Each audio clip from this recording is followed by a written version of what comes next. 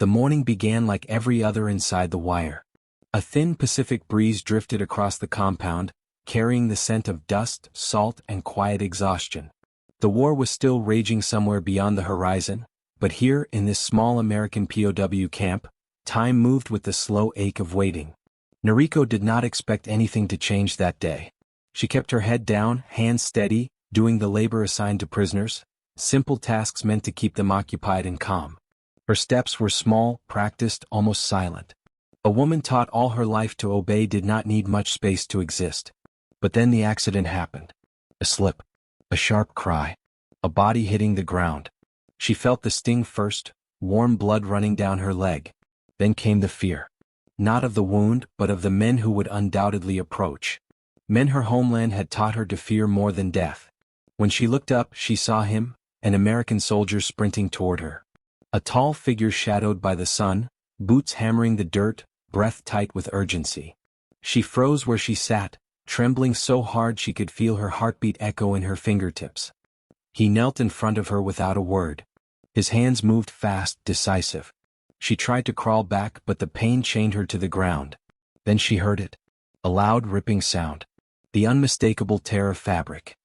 He had grabbed her dress, her only shield of dignity, and tore it open with a single motion. For years she had been told what Americans did to women. Stories whispered by soldiers. Lessons drilled into schoolgirls. Warnings carved deep into the minds of every Japanese female. If they capture you, you will not be a person, only a possession. So in that second, as the cloth parted under his hands, terror swallowed her whole. She closed her eyes and prayed her spirit would leave her body before anything else happened. But when she opened them again, the world was different. He wasn't touching her the way she feared. He wasn't even looking at her the way she had been taught men look at women. He was focused on her wound, pressing the torn cloth against it to stop the bleeding, hands shaking from the adrenaline of trying to keep her alive. There was no hunger in his eyes, no triumph, no cruelty. Only worry. Only human concern. Only the frantic devotion of someone who refused to let a life fade in front of him. Then, with a strength she had never imagined a stranger could carry so gently, he slipped his arms beneath her and lifted her from the ground. She felt the firmness of his grip, the steadiness in his breath, the warmth of his chest as he supported her weight like it meant something. For the first time in her life she was being held, not owned. Protected, not controlled. That single moment, born from the sound of tearing cloth, would unravel everything she thought she knew about enemies, and about herself. And if this moment stirs something in you, if it reminds you that even in war humanity can break through the darkness, then stay with this story. Because what happens next does not only change her life. It shows us a truth worth remembering. The moment Daniel carried Noriko into the infirmary did not exist in isolation. It was a spark inside a much larger storm. A storm shaped by two nations, two cultures, and two very different ways of understanding war. To grasp what that moment truly meant, we have to step back. Back to the islands of the Pacific. Back to the crumbling edges of an empire. Back to a world where fear traveled faster than truth. It was 1944, moving toward 1945, and the Pacific War had reached its brutal peak. Guam, Saipan, Tinian, names etched into American memory as stepping stones toward victory, yet carved into Japanese memory as places of unimaginable loss. Across these islands, as battles ended, hundreds of Japanese soldiers and civilians were captured, transported, or surrendered into American custody. Most of them were men. Hard-eyed conscripts. Exhausted survivors hiding in caves. Some too wounded to fight. Some simply too young. But POW camps on Guam and Hawaii occasionally received a rarity: women. Women who had survived the chaos of invasion, the collapse of command, the fear-driven mass suicides ordered or encouraged by Japanese officers. Women who had chosen to live, despite being taught that living in American hands was worse than death. Noriko was one of them. America, by 1944, had been at war for years. Its sons were scattered across continents. Its ships dotted every ocean.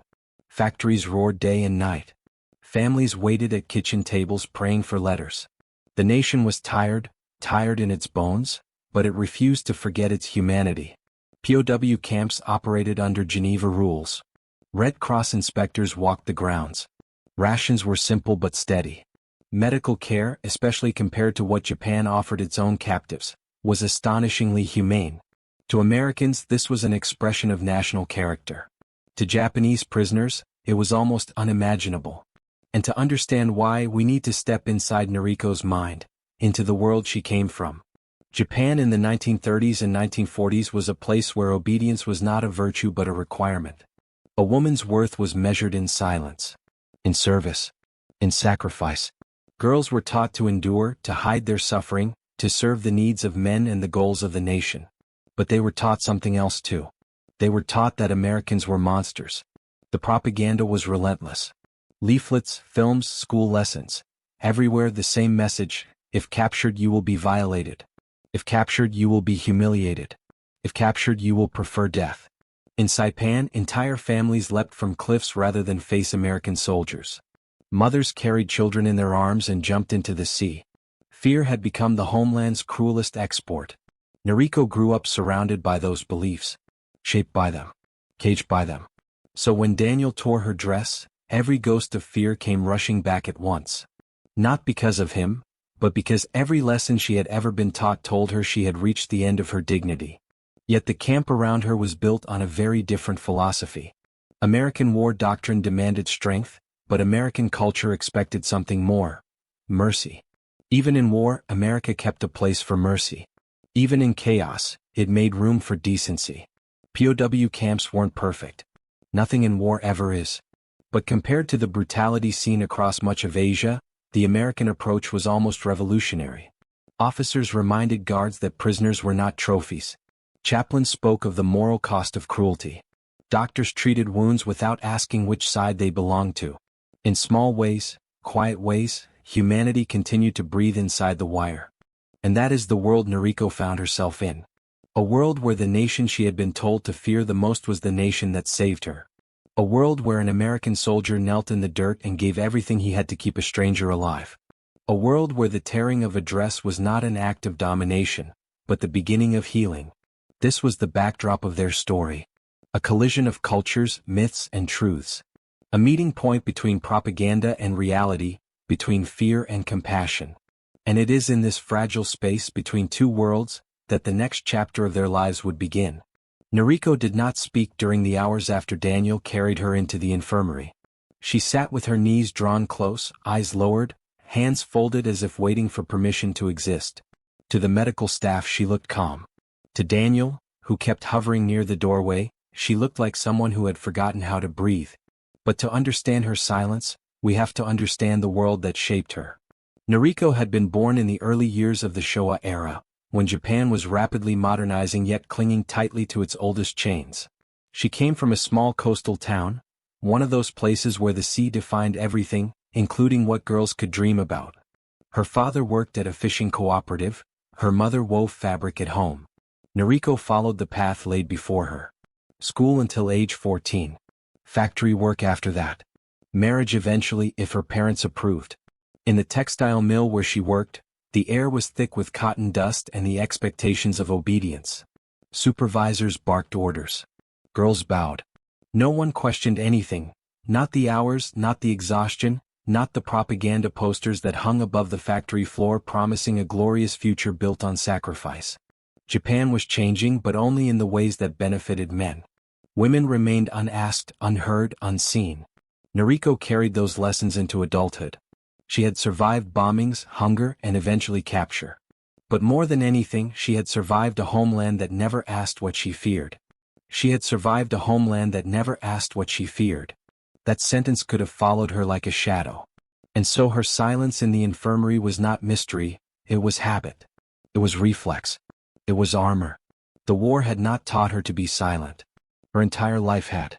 Her country had raised its daughters to believe their worth was in endurance. To cry quietly.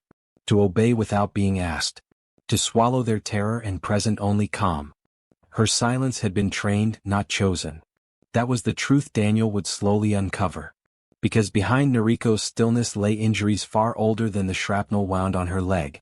She carried the scars of a society that saw women as vessels, workers in peacetime, replacements for men in wartime, and eventually mothers of new soldiers. She carried the memory of instructors telling schoolgirls they must die before being captured. She carried the echo of officers shouting that American soldiers were wolves who devoured honor. Fear had shaped her. Submission had molded her. Duty had crushed the possibility of rebellion long before she ever stepped onto a battlefield. Even now, seated on a cot in an American camp, her body healed faster than the idea that she was allowed to live, allowed to speak, allowed to be treated gently. Daniel saw all of this in fragments, not because she told him but because he had learned to read what people did not say. Daniel Hayes was 23 years old, but war had aged him.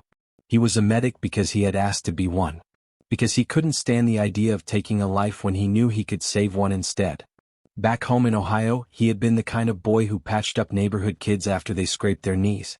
He fixed radios, mended fences, fed stray animals. His mother liked to say he was born with his hands already trying to help something. He believed a soldier's strength was measured by what he protected. It wasn't a slogan. It was simply the way he lived. Daniel had enlisted after Pearl Harbor not out of rage, but out of responsibility. He believed that if the world was tearing itself apart, someone needed to be there holding the pieces together. In the Pacific he had seen men die. He had held friends as they bled out. He had watched villages burn. But none of it had turned his kindness bitter. He carried grief, yes. But he also carried a stubborn conviction that compassion was not weakness, that it was the only part of himself he refused to sacrifice. So when he found Noriko in the clearing, when he saw her gasping and terrified, when he realized her clothes were soaked with blood, he moved without hesitation. It wasn't heroism. It wasn't romantic. It wasn't even conscious. It was instinct. It was training. It was who he was. And it was everything she had never been allowed to expect from a man. Why did he act that way? Why did he tear her dress only to save her life, not to harm her? Why did he kneel beside a prisoner, a woman raised to fear him, and treat her like someone who deserved dignity? The answer lay in the values that had shaped him long before the army uniform ever did. He had been raised to fix what was broken, not break what remained. America had drilled those ideals into its medics. No unnecessary suffering. Treat every wound. Aid every survivor. Enemy or not. Daniel had absorbed every word of that doctrine. And so the moment he saw Noriko, he saw not a label, not an enemy, not the product of propaganda. He saw a human being who needed help. When their eyes met in that dim infirmary room, two worlds collided again, quieter this time but just as powerfully. Her world, obedience, silence, fear. His world, protection, mercy, instinct. She flinched. He stepped back, giving her space. She expected commands. He offered choices. She braced for humiliation. He looked at the floor to give her privacy. Every gesture he made contradicted everything she had been taught. And in the stillness between them, the war seemed to fade, not entirely but enough for the possibility of something new to take shape. Not trust. Not yet. But recognition. A tiny beginning. The understanding that the world might be larger, and kinder, than the one she had known. Noriko's wound began to heal within days. Her fear did not. The medical team noted her vitals improving, her appetite returning, her sleep stabilizing. But Daniel, who checked on her more than anyone else, saw the truth behind the charts. The moment he stepped into the infirmary, even if he stayed near the wall, her shoulders tightened. Her spine stiffened. Her gaze dropped instantly to the floor. To the American staff this looked like shyness. To Daniel it looked like terror wearing the thinnest possible disguise. And that terror had a history far older than him. The misunderstanding between them had begun long before they met. Decades before, in classrooms and barracks and propaganda offices across Japan. Noriko had grown up hearing stories whispered by teachers, printed in newspapers, reinforced in government broadcasts. Stories claiming American soldiers had claws, drank blood, tore honor apart strand by strand. Stories insisting that capture was worse than death. Stories painting the enemy as a single monstrous figure with a single monstrous desire. In her mind, danger had only one face. And when Daniel tore her dress to treat her wound, all those stories rose like a tidal wave. Her panic was not about him. It was about everything she had been told he represented. The truth was far more complicated than either of them could see in that moment. They lived in the same room in the same sliver of afternoon light, yet in two different universes. They lived in the same moment, yet in two different universes. Daniel saw a patient. Noriko saw a threat. He saw a life he could save. She saw a dignity she believed she had lost. He saw a wound that needed cleaning. She saw her last barrier ripped open. Their worlds had collided violently, not with violence but with misunderstanding. Even after the panic faded, the divide between them remained. Noriko came from a culture where women were expected to obey without question. Where men stood above women, officers stood above soldiers, and every social line was carved deep enough to feel like fate. Where eye contact was bold, speech was dangerous, and touching was unthinkable outside strict ritual. Daniel came from a culture where kindness could be casual. Where a man could tear fabric not to shame a woman but to save her life. Where looking someone in the eye was a sign of respect, not domination. American medics were trained to act quickly, decisively, without hesitation. Japanese women were raised to shrink back, avoid touch, and brace for punishment. Nothing in their upbringing had prepared them for each other. And as Noriko continued recovering, her fear took on new shapes. She feared the guards, even though they never yelled at her. She feared the nurses, even though they always approached slowly. But most of all, she feared Daniel, because he was the one who had been closest to her at the moment she felt most vulnerable. He felt it too. Not anger, not resentment, just a helpless discomfort that sat heavy in his chest. He tried to smile when he entered the room. She lowered her head. He tried stepping farther back. She still trembled. He tried speaking softly. But she didn't understand the words, only the unfamiliar cadence. He tried to say she was safe, but fear speaks louder than English. Every gentle gesture he made was swallowed by decades of indoctrination. Every attempt to reassure her fell apart before it reached her ears. There was also the language barrier, silent but enormous. Daniel knew a few Japanese words picked up from fellow soldiers. Mizu for water, itai for pain, daijobo for it's okay. But none of these were enough to undo the weight of a lifetime. Noriko didn't know English beyond scattered fragments. Stop, please, enemy, America. The rest of Daniel's attempts faded into incomprehensible noise. Without shared words, fear filled the gaps. Procedures didn't help much either. POW management guidelines encouraged professionalism and distance. Do not form friendships. Do not show favoritism. Do not create misunderstandings. Do not be alone with a prisoner unless necessary. Daniel respected those rules, but they also meant he couldn't explain what had really happened. He couldn't clarify that tearing her dress had saved her life. He couldn't tell her that her modesty had mattered to him too, that he had looked away, turned his face, worked as carefully as he could. He couldn't give her the closure she deserved. And Noriko couldn't ask for it. So mistrust became the air between them, something neither of them created, neither of them wanted, yet both of them breathed. But it was not a hopeless silence. Though she avoided his gaze, she noticed the way other POWs respected him. Though she flinched when he entered, she saw how gently he handled the wounded. Though she didn't understand his words, she recognized the softness in his tone. Small observations. Tiny cracks in the wall of fear. Daniel, for his part, never pushed, never rushed. He kept his movements slow, his distance respectful, his voice lower than with any other patient. If he sensed her panic rising, he stepped outside until she calmed. He didn't know how to reach her. But he knew how not to break her further. That alone was something rare in war. The world had built mistrust between them long before they were born. Undoing it would require time. Patience. Moments small enough to go unnoticed yet powerful enough to reshape belief. Moments that had not yet come, but were beginning to gather on the horizon. The wall of fear between them did not vanish overnight. It softened, quietly, gradually, under something Noriko had never known before. Consistency. Gentleness. Mercy that expected nothing in return. For the first time in her life, she was surrounded by a system designed not to punish her, but to heal her. That simple truth was disorienting, almost frightening in its unfamiliarity.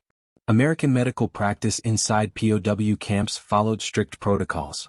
Every wound was treated. Every fever monitored. Every prisoner, regardless of flag or language, was granted the same basic dignity. Medics were trained to act fast, to prevent infection, to avoid unnecessary suffering. To Daniel, these weren't rules. They were instinct.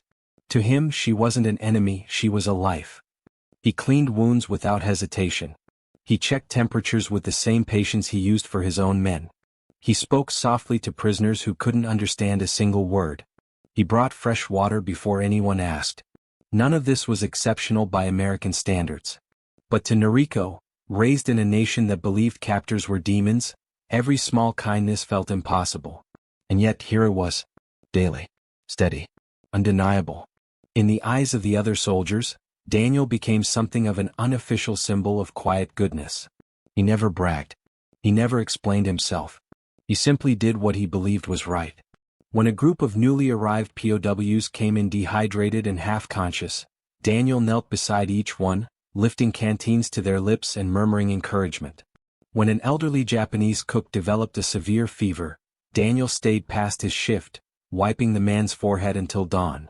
When a frightened teenage conscript refused treatment out of shame, Daniel sat on the floor beside him, waiting, patient, unthreatening, until the boy nodded. Word traveled quickly in the camp. Even the Japanese prisoners who kept their distance from American guards began recognizing Daniel as the one who never raised his voice, never shoved, never mocked. He treated her as if kindness were the only uniform he wore. For Noriko, these stories reached her in fragments. Whispers between bunks, gestures she observed from afar, glimpses through the infirmary doorway. She had spent her whole life being told that Americans were monsters. Yet the monster she had imagined moved gently, listened carefully, handled every human body with the same level of care. It confused her, unsettled her, pulled everything she believed into question. Still, fear held on, stubborn, instinctive, bone deep. Even as she watched Daniel work with other prisoners, even as she saw his shoulders relax around the wounded, even as she noticed the subtle respect he showed the nurses, her heart remained cautious. But something had begun shifting inside her. A small corner of her mind started whispering a possibility she had never allowed herself to consider. That maybe he had not torn her dress out of cruelty. That maybe he had acted out of urgency. That maybe the stories she had been told her whole life were incomplete. The shift became undeniable one quiet afternoon. Noriko sat on her cot, hands still, breath calm. She watched Daniel step into the infirmary carrying a metal tray of supplies. He didn't look in her direction. He didn't approach her. He simply continued his tasks, preparing bandages, checking labels, arranging instruments with steady hands. She expected herself to tense the moment he passed near her bed. But her shoulders stayed level. Her heartbeat remained steady. She felt something she had not felt since the day he saved her life. Safety. It startled her. Shocked her so deeply that she lifted her eyes, very slightly, very hesitantly, and looked at him for the first time since the incident. Not a full gaze. Just a small glance. But a glance was enough. It was the first thread of trust, thin but real. Over the next few days she discovered something even more surprising. Daniel did not expect anything from her. Not gratitude. Not conversation. Not obedience. Not acknowledgement. He cared for her because that was who he was, not because of who she was to him. Respect was a foreign language, yet somehow she understood. It came to her through gestures rather than words. He always announced his presence by lightly tapping the doorframe. He never touched her without first showing the gauze or water or thermometer, letting her see what he intended. He stepped away if she seemed overwhelmed. He slowed down when she watched him, as if he wanted every motion to feel safe. These were tiny acts, easy for an American soldier but revolutionary for a woman raised under rigid hierarchy and fear. Each gesture chipped away at the old stories she carried. Each act of kindness loosened the chains of propaganda that had shaped her childhood. Daniel didn't know any of this. He had no idea how deeply he was rewriting her understanding of the world. He just believed, quietly and stubbornly, that mercy had a place even in war. It wasn't love yet. It wasn't even friendship. It was something simpler, but far more essential. It was the recognition of humanity. The realization that two people shaped by two nations, two belief systems, two histories of conflict could still meet in a place untouched by hatred. And in that small, fragile place, something new was beginning to grow. Not quickly. Not easily. But undeniably. Noriko had been taught to obey. Daniel had been taught to protect. Now, for the first time, both found themselves learning something neither had expected. How to see the other as human. Recovery came slowly, but it came with certainty. By early spring, Noriko could stand without trembling. She could lift her arms without pain. She could sleep without waking to the echo of her own heartbeat. The nurses marked her progress with quiet pride, checking off notes, adjusting her schedule, preparing her for the moment every recovering POW eventually faced: returning to the barracks. For most prisoners it was a relief, a return to familiarity, routine, and the company of their own. For Noriko, it meant something far more complicated. It meant leaving the infirmary, leaving the bed where Daniel had saved her, leaving the gentle hands that had proven the world wrong, and leaving the man she still couldn't fully look in the eye. The morning she was released, she bowed deeply to the nurses.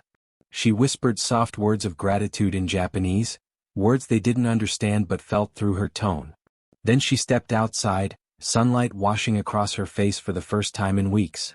The path to the barracks stretched ahead, lined with gravel and wooden fences. She should have walked straight there. That was the procedure. But her feet hesitated, turned, shifted, then moved in a different direction. Toward the medical supply hut. Toward Daniel. She didn't know what she intended to say. She didn't know if she could speak at all. She only knew one thing. She could not leave without seeing him. She walked toward him with a courage she didn't know she had. Daniel was sorting bandages when he heard soft footsteps behind him. He turned and froze. Noriko stood in the doorway, hands clasped, head slightly bowed. Not out of fear. Out of intent. For a moment, neither spoke. Then Daniel straightened, almost too quickly, as if unsure whether to step forward or step back. He chose neither. He simply waited. It was Noriko who acted first. She lifted her hands, forming a gesture she had practiced countless times in her mind. A bow, deeper than before, slow, intentional. Daniel swallowed, confused but touched. Hi, he said softly, aware she might not understand. A translator was nearby, a Nisei volunteer from the Military Intelligence Service who happened to be carrying paperwork down the corridor. Seeing the two standing awkwardly, he stepped in gently. "Do you need help communicating?" he asked. Daniel nodded, embarrassed. Noriko nodded, relieved. And so began the first real conversation between them. The interpreter stood slightly off to the side, respectful, allowing space rather than intruding. Noriko spoke first. Her words came trembling at the edges, but they were hers, finally fully hers. For the first time her voice was hers. "I came to say, thank you," she whispered, each syllable deliberate. Daniel blinked, caught off guard. He shook his head quickly. "You don't owe me anything," he answered. The interpreter translated, and Noriko's eyes softened. She shook her head too, but for a different reason. "I was afraid," she said. "I thought you would harm me. Because that is what I was told. My whole life." Daniel's breath caught. He looked at the floor, then at her, then at the interpreter for confirmation, as if he couldn't believe she was speaking so openly. "And now?" he asked quietly. Noriko hesitated. Her lips trembled. Not with fear, this time with something closer to relief. "Now, I see I was wrong." Daniel's shoulders relaxed, a breath leaving him he didn't know he'd been holding. "I'm glad you're better," he told her. Simple words. But they carried a tenderness that reached her even before the translation arrived. She heard it in his voice. For the first time she lifted her eyes fully toward him. Over the following weeks, Noriko found reasons, small ones, believable ones, to return to the infirmary. The nurses needed help folding linens. The interpreter requested her assistance with Japanese handwriting. A clerk needed someone to organize supply labels. None of these tasks required her in particular. But she offered anyway. Daniel never asked why. He greeted her with a nod, a smile, a careful distance. Yet every time she entered the room, something warm flickered between them, something unspoken but unmistakable. They learned each other in pieces, through translated jokes, through shy glances, through moments when their hands almost touched while passing supplies, through conversations about their homes, his in Ohio, hers in Osaka, each story a thread that wove their worlds closer. Sometimes Daniel asked the interpreter to teach him a Japanese word. Sometimes Noriko repeated English phrases, trying to mimic his gentle rhythm. They were not supposed to spend this much time together. Camp rules discouraged emotional attachments. But kindness has its own gravity. And two wounded hearts, one healing physically, the other emotionally, found themselves orbiting each other with increasing closeness. One evening, as the sun sank behind the barracks, Noriko lingered outside the infirmary, uncertain whether to walk away or step inside. Daniel approached from behind, carrying a water bucket. They startled each other. Then laughed softly, no translation needed. The interpreter wasn't present. Just the two of them. Daniel pointed to the sunset. Beautiful, he said. Noriko followed his gesture. Then whispered carefully, beautiful. Their first shared word. Their first moment without fear. Something shifted then, quiet but profound. As spring stretched into summer, those small exchanges accumulated until they formed something unmistakable. A bond. A tenderness. A feeling neither expected and both tried unsuccessfully to ignore. War had taken everything but somehow gave them each other. There were no dramatic declarations, no secret meetings, no forbidden touches. Just two people choosing again and again to meet in the fragile space between their worlds. And in that space affection grew. Slowly. Delicately. Inevitably. What had begun with misunderstanding and terror was becoming the first warmth either of them had felt in months, perhaps years. Noriko had been taught to obey. Daniel had been taught to protect. Now they were learning side by side what it meant to care. The afternoon sun spilled over the barracks like a thin sheet of gold when the loudspeaker crackled to life. Daniel and Noriko had been sitting on opposite sides of an old wooden table.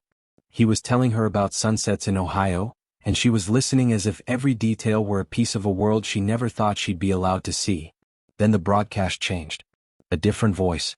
A different tone. A single announcement that cut history clean in half. No one spoke.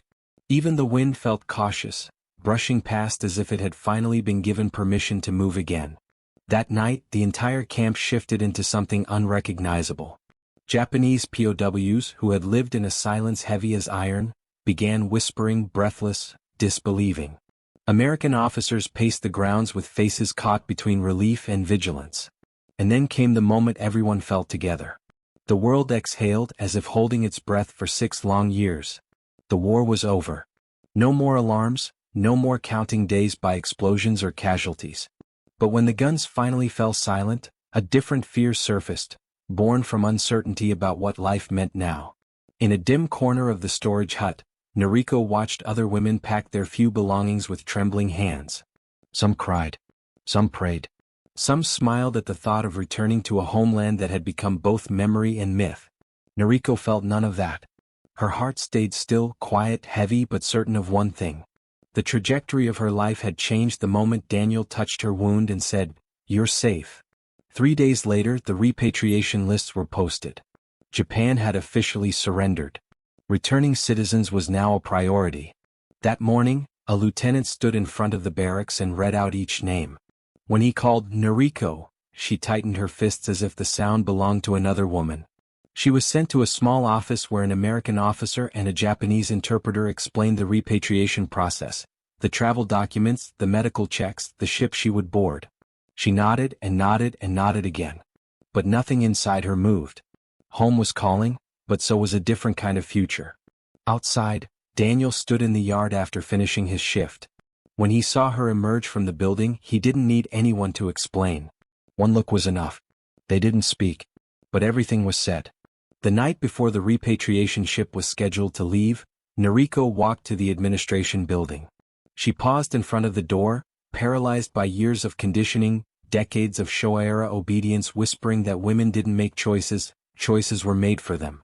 Still, she inhaled deeply, lifted her hand and knocked. When she entered, she bowed deeply, but her voice, steady, unwavering, felt like it belonged to a new version of herself. "I would like to stay." The interpreter stared. The lieutenant blinked. Daniel, standing at the far end of the hallway, froze. Noriko continued, slowly, deliberately. "I have no home to return to. The Japan I knew disappeared long before the war did. Here, I was treated with respect. For the first time. For a woman raised in Showa Japan, saying those words was nothing short of rebellion. The lieutenant warned her that this choice would be difficult, bureaucratically, culturally, socially. But she only bowed again. "I understand. But this decision is mine."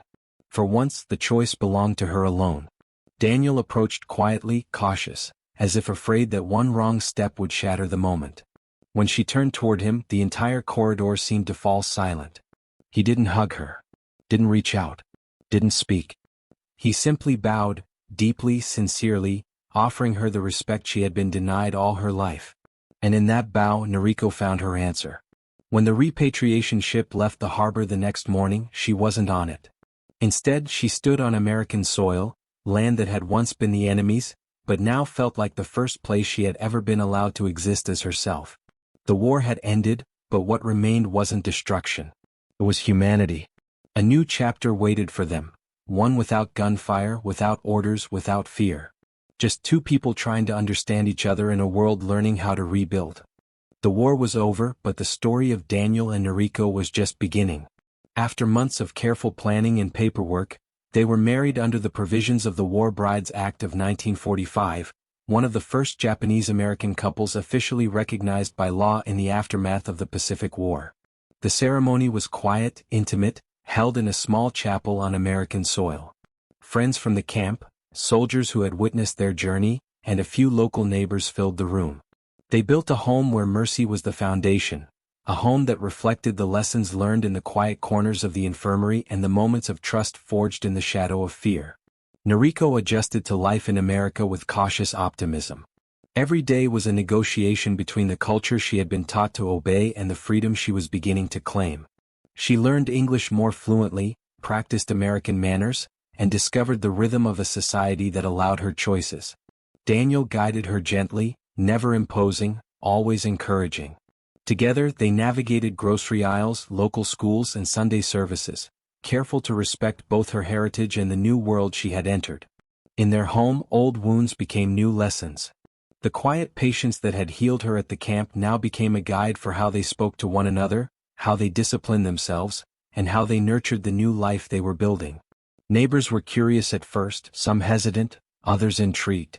A Japanese woman in a small Ohio town married to a soldier who had been on the front lines was unusual, even unprecedented. Yet, Noriko and Daniel met curiosity with dignity. She brought with her a quiet wisdom, a perspective shaped by loss and survival, and Daniel added the steady reassurance of a man who had always believed in protecting what mattered.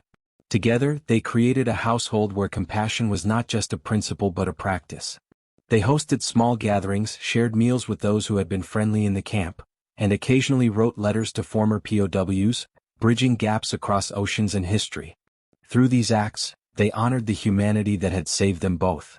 Their life together became a testament to the enduring values of the American way, strength tempered by mercy, courage expressed through care, and the insistence that even in a world that had once glorified destruction, kindness could prevail. Daniel never sought recognition for the actions that had first drawn them together. He simply lived them every day, whether in his treatment of Noriko, in the way he interacted with neighbors, or in the way he spoke of the war with humility and reflection. Noriko, in turn, flourished in an environment that finally acknowledged her voice. She studied, she cooked, she contributed to her community, and she spoke openly of her experiences in ways that educated and inspired. Together, they showed that love, when rooted in respect and empathy, could transcend the deepest scars of conflict. Their children, the first generation born of two cultures stitched together by history, grew up with stories of the war that were neither romanticized nor entirely bleak. They learned of courage and fear, of prejudice and compassion, and of the quiet heroism that often goes unnoticed. At the dinner table, lessons about empathy were as common as those about homework or chores.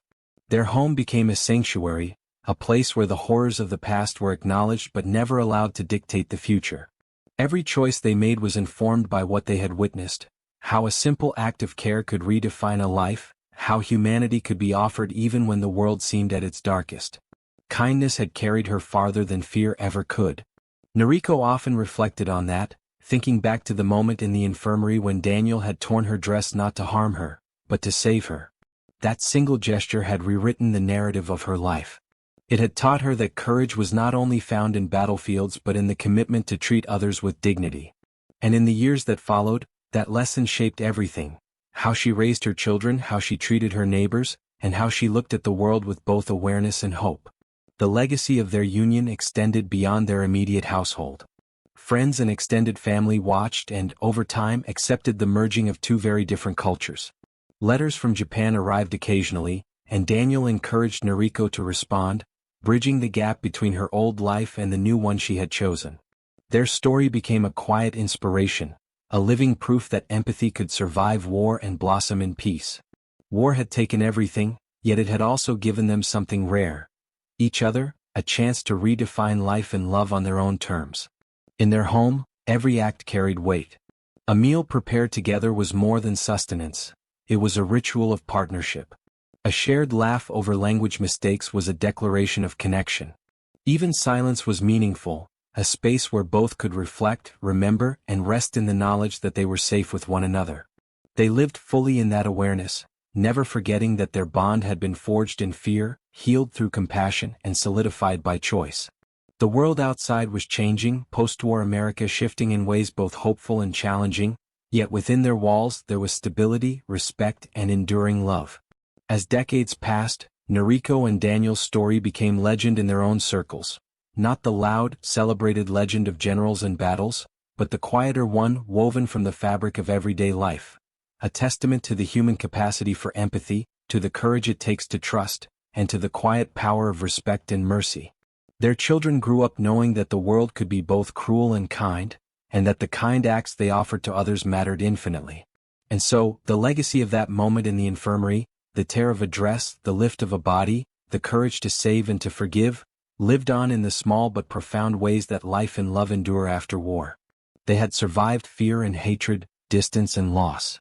Together they created a home, a family, and a life that spoke quietly, insistently, to the values that Daniel had always embodied. That strength is measured by what we protect, and humanity is measured by how we treat those who cannot fight for themselves. Two lives intertwined on foreign soil, a new home built on respect, compassion, and enduring love. Their story became proof that war might take everything, yet the human heart, when given the chance, could still choose mercy, kindness, and hope. She remembered the first moment she saw him reach for her, the rough hands tearing at her dress. The sound had pierced her like a warning, a bell signaling imminent danger, echoing every lesson she had been taught since childhood. That men were masters, that disobedience invited cruelty, that survival meant submission. Her breath had caught. Her body had frozen. And for an instant, she believed the world would finally claim her in the way she had been conditioned to fear. But then came the impossible, the moment that rewrote everything. He lifted her, careful and deliberate, and carried her to safety. She once believed that sound meant danger. Now it reminded her of salvation. Those early days of fear had left a mark deep inside her, a shadow she carried long after the infirmary had faded into memory. But alongside that shadow she carried a new light, the memory of hands that held rather than harmed, of a voice that spoke reassurance instead of command. Every day after, every shared meal, every quiet conversation with Daniel, became a testament to what she had learned in those hours, that even in the midst of war humanity could endure. That even in a world built for destruction, mercy could flourish. She often reflected on the paradox of it all. Japan had trained her to fear, to obey without question, to see men as inevitable threats. America had taught her, through one man, that fear could be replaced with choice, that respect could be earned through actions rather than demanded by tradition. And in that understanding she found a freedom she had never imagined. A freedom that extended beyond borders, beyond the constraints of culture, beyond the shadow of war itself. Daniel, for his part, had never considered himself heroic. He had acted as he had been taught, first by his family, then by his training, and finally by the quiet rules of conscience that guided him in the chaos of the Pacific. To him, saving Noriko had been instinct, a natural extension of a soldier's responsibility, to protect, to preserve, to care. He did not seek recognition, nor did he expect gratitude. And yet, the impact of that single act reverberated far beyond the confines of the infirmary. It shaped the trajectory of a life, it bridged two cultures, and it sparked a love that would outlast the war itself. War tests nations. Humanity defines them. Years later, as they sat together in their small American home, watching children play in the yard, Noriko often thought back to that day, to that instant when her life pivoted on a single gesture. The fear, the terror, the expectation of harm, it all existed, yes, but it had been transformed. What once signaled danger now reminded her of salvation, of trust, of the enduring kindness of a stranger who chose to act as a man guided by conscience and compassion. And in that remembrance she understood a truth she could never unlearn, that courage is not measured solely by the battles one fights, but by the choice to extend care when it is neither demanded nor expected. The story of Daniel and Noriko is not extraordinary in the sense of grand battles or heroic deeds written in history books. It is extraordinary because it is human. It is a reminder that amidst the clamor of war, the roar of cannons, and the echo of destruction, there are moments where the ordinary act of kindness can shift destinies, heal wounds that seem unhealable, and illuminate the darkest corners of fear with light. Those moments, quiet yet profound, define the character not just of a soldier but of a nation. And as their lives unfolded, intertwined in love and mutual respect, their story became an enduring testament. It was a story not of victory or conquest, but of empathy and courage, a story of what is possible when one human being treats another with dignity in circumstances that demand only survival. It was a story that reminded those who heard it or lived it, that the smallest acts of decency can resonate across lifetimes, reshaping futures in ways no ordinance ever could. In the end, the war receded into history books and fading photographs, but the legacy of that moment endured, living in every careful touch, every shared laugh, and every day they chose to honor the humanity that had been offered to them. From the first tear of fabric to the lifetime of love and respect that followed, Noriko carried within her a profound understanding. Fear had taught her caution, but mercy had taught her freedom. From that freedom came life, and from life came a love that proved the truest victories are not measured in battles won, but in the lives touched, the trust earned, and the humanity preserved. Their story did not end with the war's ceasefire, nor with the marriage license that tied them together on American soil. It lived in the quiet moments, in the small decisions, in the steady rhythm of ordinary life infused with extraordinary understanding. Daniel and Noriko had survived fear, endured displacement, and faced a world rebuilt from ashes. And yet, in the midst of all that upheaval, they had discovered something far greater than survival, a humanity that could endure beyond the boundaries of nations, beyond the scars of conflict, beyond the deepest shadows of mistrust.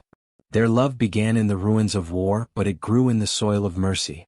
For Noriko, every day was a reminder of the moment when hands meant protection instead of harm, when trust was offered and received without hesitation.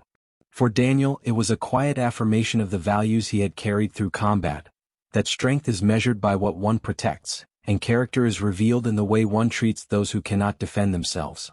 Together, they built a home where empathy was as vital as the walls, where respect and care governed their choices, and where the echoes of past fear were transformed into the foundations of lasting love. Their story became a testament to what is possible when courage and compassion are intertwined, when one human being chooses mercy over indifference, and when humanity is allowed to triumph over the destructiveness of war. And so, as we reflect on this journey, from the terror of a torn dress in a crowded infirmary, to the quiet dignity of a life rebuilt in the shadow of war, we are reminded of a simple, enduring truth. The legacy of America in wartime is not measured only by the battles won, the islands secured, or the enemies defeated. It is measured by the lives touched, the care extended, the hope restored, and the love that survives despite the odds. Under any circumstances, being humane is in America's ultimate interest. If you were moved by Daniel and Noriko's story, take a moment to consider the small acts of kindness in your own life. Subscribe and watch our other documentaries that explore the human spirit in the most extraordinary circumstances. Share these stories, discuss them, and let them remind us all that even in the darkest times, humanity endures. Every act of care has the power to shape a future, every gesture of mercy leaves a lasting mark, and every choice to be humane carries the potential to change a life forever.